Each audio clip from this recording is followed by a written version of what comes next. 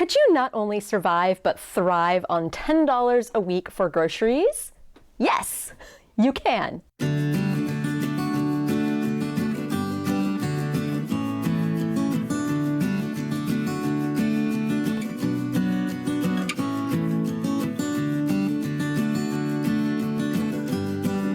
So if you have stumbled upon this video, I'm Sarah, and on this channel I like to show how to save money on food by making everything from scratch and by buying things in bulk, shopping at places like Winco. And for the next several weeks, I am conducting a 4-week for $40 grocery experiment. So this is week 2. 2 videos ago, there will be a card floating around my face somewhere. I did the grocery haul at Winco where I bought the groceries for just under $40 for 4 weeks. I showed everything that I bought and the exact amounts, and I also calculated all the calories to show that a person would be eating just over 2,000 calories a day on this diet. And then last week I posted week 1, so the recipes that I made in week 1, I made some peanut butter banana pancakes, I made some roasted carrots with herbs and spices and rice for lunch, and then for dinner I made, what did I make for dinner?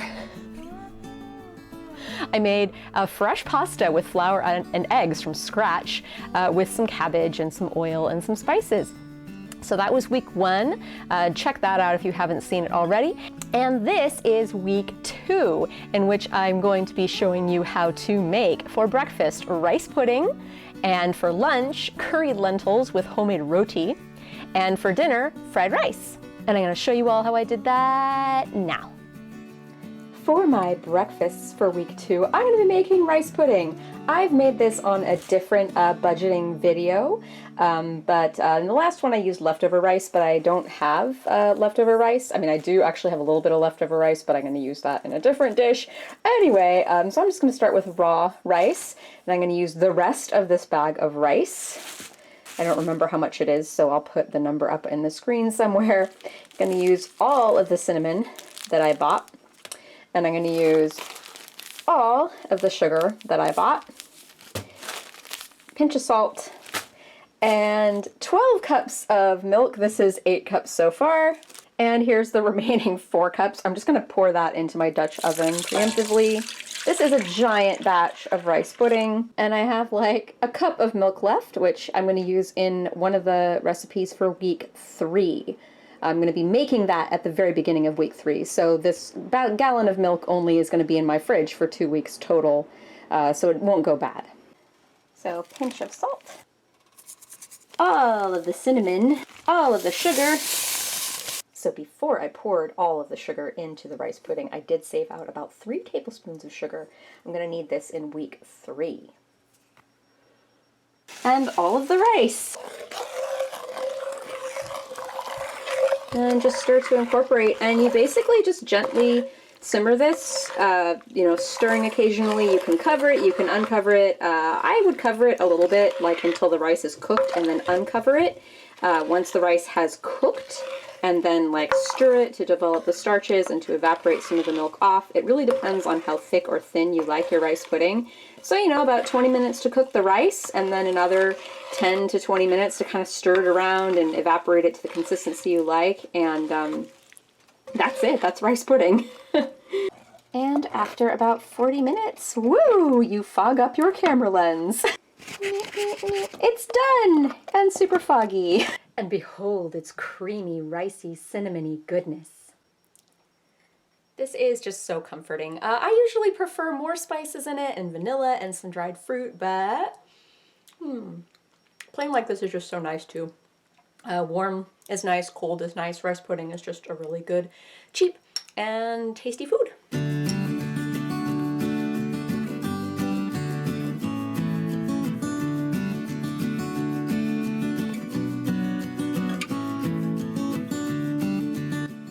Okay, for our week 2 lunches, I'm going to make fried rice. Fried rice is a nice, delicious, nutritious, and cheap thing to make. I'm making a bit of a stripped down version of fried rice. I'm using carrots and cabbage. So for all 7 servings of this fried rice, I'm only going to use a quarter of the head of cabbage. I have half a head of cabbage left, and I'm going to use a quarter of that. By the way, I didn't film myself doing this last time, but I'm going to be saving, I have been saving the cores of this cabbage and freezing it along with the other vegetable scraps. For the entire recipe, for 7 servings, I'm going to be using 3 carrots. And then for the entire recipe, I'm going to be using 2 eggs per serving, so that's going to be 14 eggs total. I will explain later why I only have 6 eggs out. I'm going to be using 7 tablespoons of oil for the entire recipe. And then for the entire recipe, I'm going to be using 2.5 cups of raw rice, which means 2.5 pots of cooked rice. Now, this is actually half a pot of leftover rice from week number 1. As you'll recall, I did roasted carrots with oil and herbs and spices, as with a half a pot of rice on the side. So there's 7 days in a week, which means I was left over with half a pot of rice, which is fine because I've cooked a new pot of rice, a fresh pot, and I'm just drying it out on this cookie sheet because leftover rice works so much better for fried rice than fresh rice. So combined, this is 3 servings of rice. You got half a pot and a whole pot of rice for 3 servings. And then 6 eggs means also 3 servings. So in case you haven't guessed it already, I'm making just 3 servings of the 7 servings of this fried rice. It would just be a little too much for my poor little pan if I tried to make all 7 servings at once. Plus, I don't like my food to be that leftover. So 3 servings at the beginning of the week, and then 4 servings. Just cook the other 4 servings midweek. You could also cook each serving fresh every day, but it's just a lot easier to make it in batches like this and eat the leftovers. So let's get started. Oh, wait.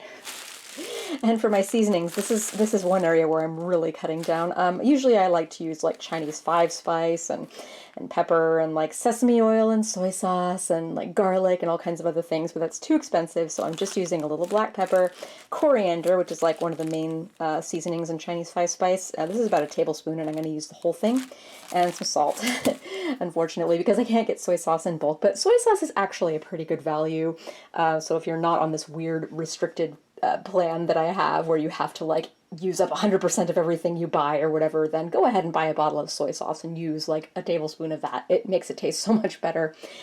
Anyway, now let's get started. So just 3 carrots for the entire recipe. Since I'm only doing 3/7 of a recipe, I'm just using 1 of the larger carrots. The other 2 carrots will go into my 4 serving recipe later. And then I'm using about 1/8 of the head of cabbage for these 3 servings. This is the core of the quarter of a cabbage and carrot peelings and tops, and I'm going to toss them into my vegetable scrap container. I'm going to keep in the freezer because at the end of the month, I'm going to turn this into vegetable broth. So I got my 3 tablespoons of oil in there. I'm just going to add my cabbage and carrots.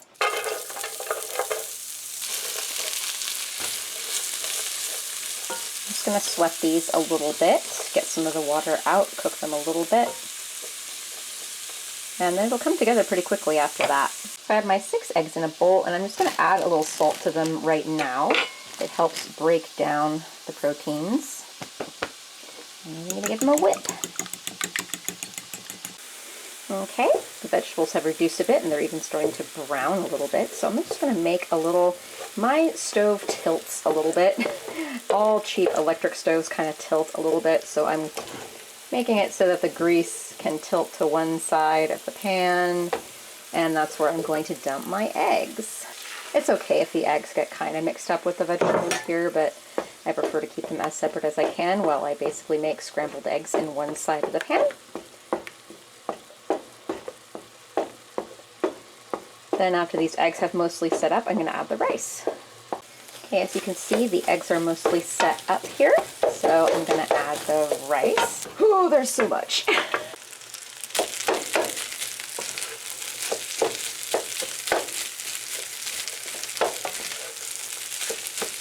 going to add all my coriander.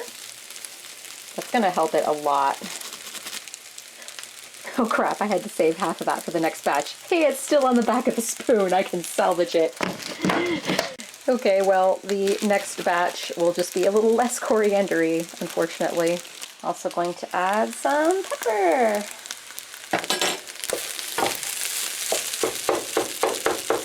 Without these spices, this rice would taste kind of boring and not really at all Chinesey. These spices are helping it just a little bit. I added some salt also off camera while you weren't looking. So I just need to saute this a little bit more until every kernel of rice is coated with a little oil and a little seasoning, and it will be done. So I've portioned out about a third of it, and there you have it, veggie fried rice. Ta-da! So I have to admit, it's just not how I would make fried rice. I would add so many other vegetables. My husband and I prefer veggie fried rice, actually. We like it with a bunch of vegetables and egg and actually not meat. But, you know, I would add oyster sauce, soy sauce, sesame oil, maybe some sesame seeds, maybe some peanuts, definitely some fresh chopped scallions, something green in here, cabbage and carrot. I mean, I would put carrot in there, green peas, definitely. But yeah, it's a little bland for my taste. But definitely not bad. Yeah, I mean, it still tastes good. It's just like, you know, not how I would make fried rice in a perfect world. Fried rice is great though, because it's versatile and it's good leftover. And it's one of the few dishes that I actually like eating at room temperature leftover. So if you go to work and there's no microwave, you can just take a container of this with you and it actually tastes pretty good at room temperature.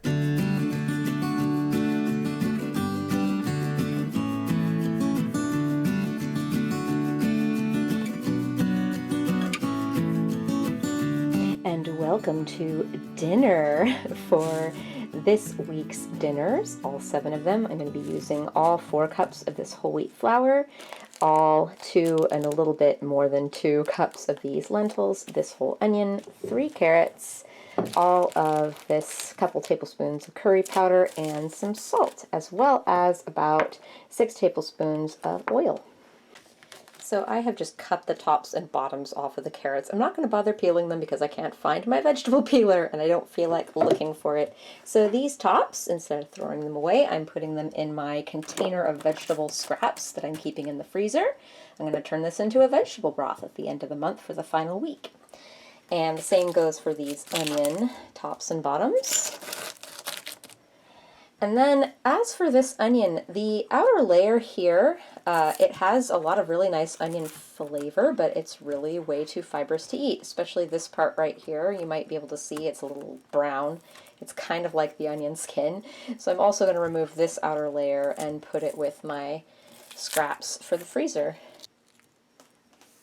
And it's getting pretty full, but we're almost out of carrot scraps at this point, and that was only 1 of 2 onions, so, and most of the cabbage is gone too.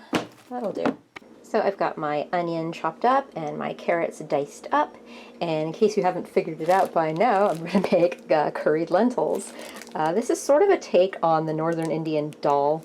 It's not, you know, a proper dal. You need like a lot more aromatics and spices for that. But this is like the very simplified, cheaper version of a dal. I have my oil heating up and I'm going to put the onions and carrots in there to sweat with a little bit of salt. Look at how much salt I still have. Hopefully that's enough to get me through the rest of this month. Okay, I can hear my oil sizzling.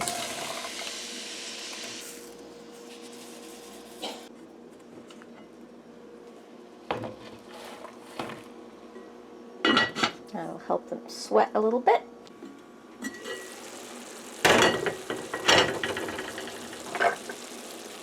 So they've sweated nicely and the onions are translucent, so I'm going to add all of the curry powder. It may seem like a lot, but this is like 7 servings of curry.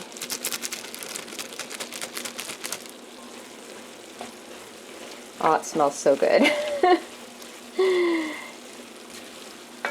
And in case you haven't figured it out by now, this dish is vegan. Lentils are a really good source of protein and probably fiber as well, and lots of vitamins and minerals. They are a really nice legume. I don't really like them flavor-wise. I don't really like legumes in general flavor-wise. But for a while when I was poor, I ate a lot of lentils because my brother got them for free through WIC because he had kids. And he always had more than they could eat, so I always got lentils for free. So, kind of developed a taste for them. You can sprout them between wet paper towels for lentil sprouts. That's probably the tastier way to eat them. But this is an easy way. You can cook a big batch of something like this and feed off of it for a good while. Then I'm going to cover it with water.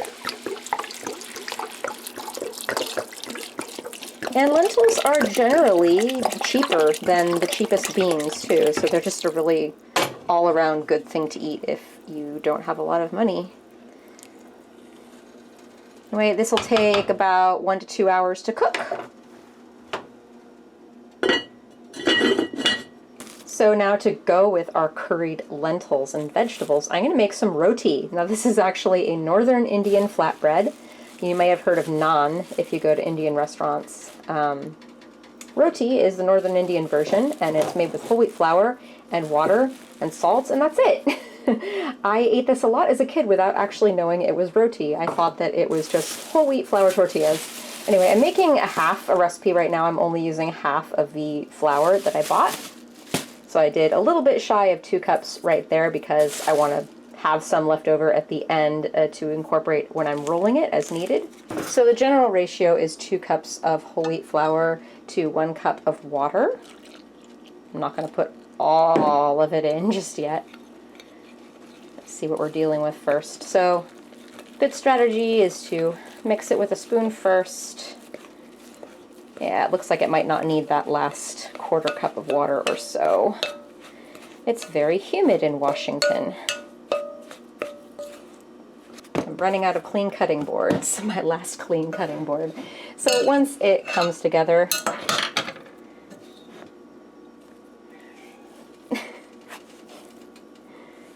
you want to start working it with your hand. Okay, that was just not going to work, so I washed my larger wooden cutting board. And anyway, just like with the pasta, sorry to say, you have to work this dough for a bit to give it a nice structure. So you definitely want to give it a good kneading. You don't have to, again, but you'll just have a better textured product if you do. And I am not the supreme master on roti making. I will probably, if this video blows up and gets views and stuff, I might get some northern Indian grandmas in the comment section going, that's not how you make roti. But yeah, it's basically these ingredients and this basic theory. I mean, I'm sure I could do a better job at making it than I am, but basically you just want to knead this for a while until it all comes together into a nice smooth ball of dough. Then let it rest for a while, and then we'll roll it out. So I'm making 2 cups of flour recipe, which every single day I'm going to have 1 cup of flour's worth of roti. That'll be 450 calories worth of roti. It'll be 4 rotis pretty much, 1/4 cup of flour per roti. So I'm only using 2 cups out of the 7 cups of flour that I bought. If you wanted to make a whole batch of roti at the beginning of the week, you can totally do that. I just find like this is a good size ball of dough to knead. Anything bigger than that is kind of harder to work with. But yeah, you can definitely make a much bigger batch of roti at the beginning of the week if you want, while you're going through all the trouble and having your cutting board out and everything. And then any leftover roti you have, just keep them in a plastic bag in the fridge because they don't have preservatives. And when you want to reheat them, just, heat them on a cast iron skillet for a few seconds on high on each side and they'll be as good as new. You can also freeze roti if you find yourself unable to eat them on time, and they freeze pretty well, wrapped in foil. And then you defrost them, and again, just heat them up in a pan, for a very hot cast iron pan, for a few seconds either side, and you're good. So this dough's looking pretty good. I'm going to let it rest. So it is about just an hour 15 minutes after I put the lentils in, and they are done. That's one of the cool things about lentils. They cook so much faster than beans. I didn't even have to pre-soak these. So I just want to kind of smash them a little bit to make it a little mushier. And this will basically be done. I'll taste it and add salt as needed. Actually, I tasted it a little bit just now and it tasted pretty good. But I'll taste it again just to make sure. Salted as needed. Mush it around just a little bit. And yeah, this is our simplified dal. So my dough has been thoroughly rested, so it's nice and pliable. And I'm going to cut it into 8 equal, or as equal as I can. If you really care, you can use a kitchen scale, but I don't really care. So 8 equal-ish pieces. Each one of these is going to become 1 roti. Oh, that one was a little bit off. I'll add that into that one. Yeah, we'll fold it in. You'll see. It'll all work out. And boom. So these little pieces, what you wanna do is work it just a little bit, and then I like to fold the outsides of it towards the center. It's easier to do with two hands when one hand isn't holding a camera, but anyway, kind of like that. And then I flip it over on itself and you have a nice round piece. Then you take a mighty rolling pin and you roll it out with one hand. Hang on a minute. Haha.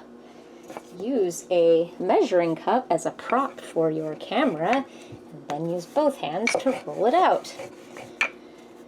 So if you really care about it being perfectly round, be really careful while you're rolling it. I don't care about it being perfectly round, so I just kind of go for it. You want to try to just apply even pressure as you roll, and roll all the way out to the edges.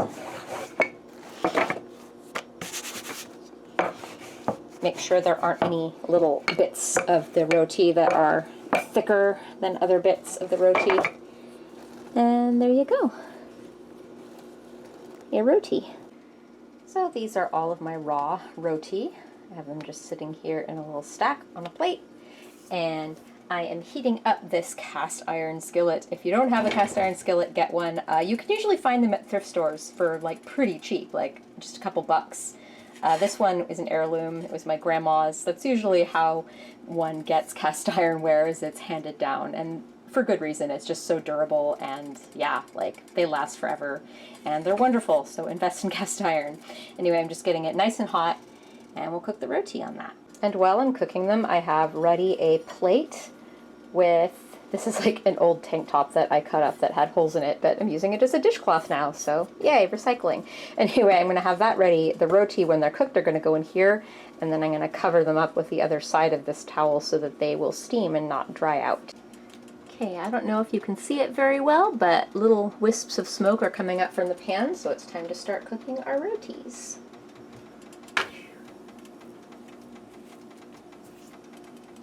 Need just a minute or two per side. And I don't know how well you can see this, but it's starting to bubble a little bit. That's usually a good sign that you can flip it. It's nice if there's color. There's like supposed to be on roti. As you can see, it's starting, well, maybe you can't see, I can see it, but it's starting to puff up a little bit there too.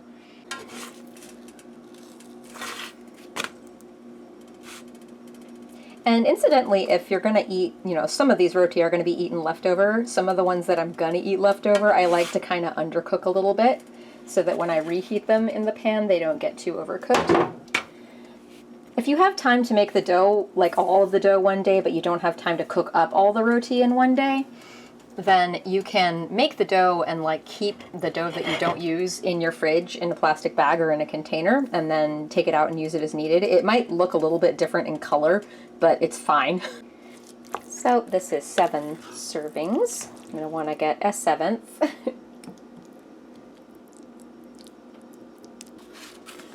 And take some of my roti. And behold, it's lentil-y, northern Indian-y goodness. Ta-da!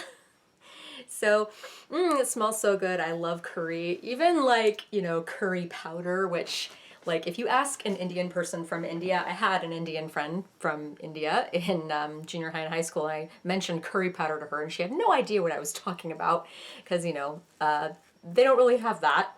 Curry powder is sort of our invention. But I still love it. I used it to season a lot of my food when I was poor. I still do. This is actually really, really good. I have to admit, I wasn't really expecting much from this dish. I expected it to kind of be passable. But yeah, it's great. This, it really is worth splurging, what, 15 cents and getting the curry powder. Because this is so flavorful. This is just flavor intensity. And the roti themselves, I think they taste good on their own too. Just the whole wheat flour tastes really nice. It's a much more whole wheat experience than you'd get from eating whole wheat bread. Because those are usually like a blend of whole wheat and white flour. but this is like pure whole wheat flour. So it's really flavorful. And roti themselves actually are really tasty with just butter. We don't have that this month because butter is expensive. Oil and salt, it works okay. It's really good with this though. No complaints at all.